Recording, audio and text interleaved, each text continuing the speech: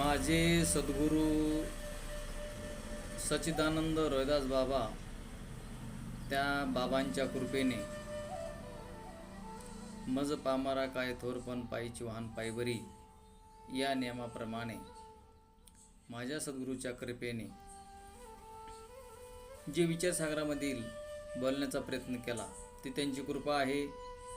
तर या पहिल्या तरंगाचे जे मुमुक्षु चिंतन करतील त्यांना माऊली ज्ञानोबराय व माझे सद्गुरू सच्चिदानंद रोहिदास बाबा यांच्या कृपेने निश्चितच कर्तार्थ होतील.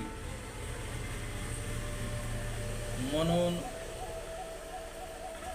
मनुष्य जन्मामध्ये आल्याच्या नंतर मनुष्याने नामचिंतन घ्यावे. नामचिंतन घेऊन श्रवण मनन निध्यासन तत्वम पदार्थ शोधन हे करावे. मुक्तच आहोत असे कळेल.